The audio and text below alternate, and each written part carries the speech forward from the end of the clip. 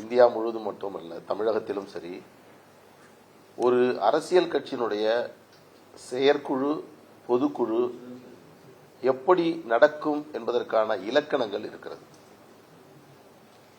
உச்சபட்ச அதிகாரம் கொண்டது அனைத்து கட்சிகளிலுமே பொதுக்குழு என்பது. அந்த பொதுக்குழுவில் சில முடிவுகள் எடுப்பதற்கு முன்பாக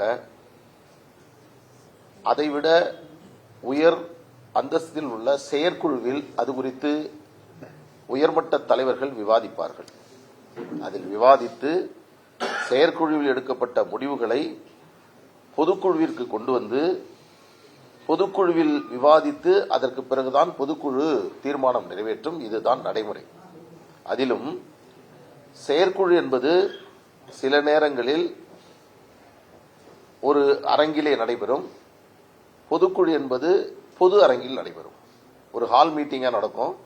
அதில் வெறும் தலைவர்கள் மட்டும் உட்கார்ந்து அந்த பொதுக்குழுவை நடத்துவார்கள். அதற்கு பிறகு அதில் எடுக்கப்பட்ட முடிவுகள் குறித்து பொதுக்குழுவில் அனைத்தையும் அங்கே விவாதித்து முடிவெடுப்பார்கள். முதல் முறையாக இந்தியாவில் செயற்குழுவும் பொதுக்குழுவும் ஒரே நேரத்தில், ஒரே இடத்தில், ஒரே டெய்லரு, ஒரே சட்டை, ஆனா செயற்குழு பொதுக்குழு என்று நடத்திய ஒரு கேலி கூத்து சேலத்திலே நடந்திருக்கிறது.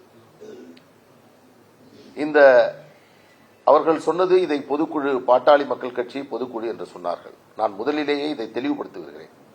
இன்று நடைபெற்றது பாட்டாளி மக்கள் கட்சியினுடைய பொதுக்குழு அல்ல.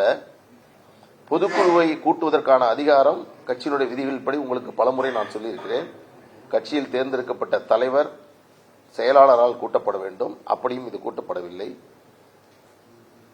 இதற்கு முன்பாக அவர் டெல்லியில் தொடர்ந்த வழக்கில் நீங்கள் சிவில் நீதிமன்றத்தில் தீர்வு காணுங்கள் என்று சொன்னது, அதை அவர்கள் செயல்படுத்தாமல் இன்றைக்கு பொதுக்குழு என்ற ஒன்றை நடத்தி கொண்டிருக்கிறார்கள்.